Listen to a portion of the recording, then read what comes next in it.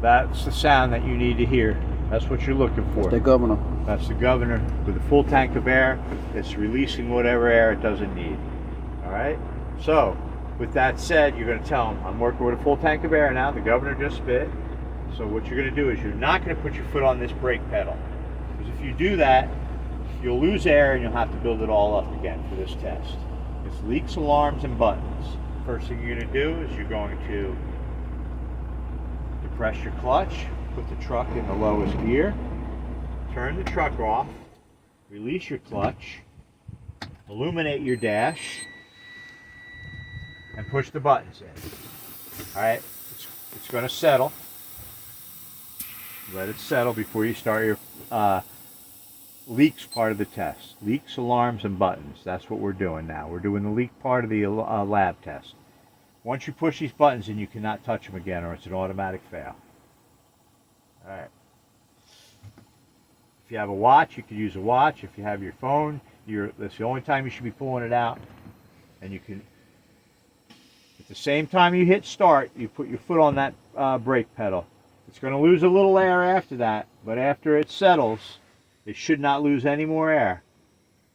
You're going to hold the brake for 1 minute, and you shouldn't lose more than 4 psi in that minute. If you do, he's going to be watching. If it does lose more than 4 psi in a minute, you need to tell him. Because if you just say, oh, it didn't lose, if you do the whole thing, and you say it didn't lose more than 4 psi in a minute, and it did, you're going to fail because you weren't watching your truck. You don't know your truck. He wants to know that you know everything about your truck. All right, so I'm going to start it right now. Make sure it's a minute. I usually go 1 minute and 5 seconds to ensure it. So I'm watching my gauges now.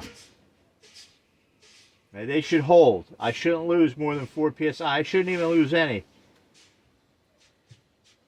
But you can lose up to 4 psi in a minute. But if you do, you need to tell them. It's holding steady. Don't fluctuate your foot on this brake or you'll lose air. You're pressing it, right?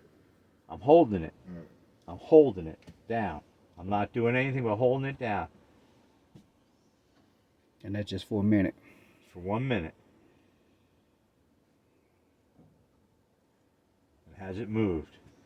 Yeah, it's holding. Yep, that's what you want. If there's a problem with you guys, if you guys are in this truck or any truck and it doesn't hold, get me, because I have to get it fixed or something wrong. So I'm going to let it go 1 minute and 5 seconds, and I didn't lose. I'm going to take my foot off. I'm going to tell them I didn't lose more than 4 psi in that minute. Okay. So now I'm going to do the leak or the alarms and buttons part of the test of the lab. Leaks, alarms, and buttons. We just did the leak. Now I'm about to start the alarms and buttons test. I'm going to fan my brake until I hear my audible and visual go off at 55 psi, and then I'm going to stop. All right, there's my visual. I hear my audible at 55 psi, and I'm going to tell them I'm going to continue fanning until my buttons pop out between 20 and 45 psi. Can't overkill them with those numbers, all right? Keep going. Waiting for my parking brake.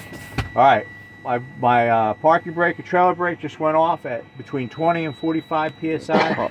That concludes my test. All right? So that's it. That is it. Tomorrow we're going to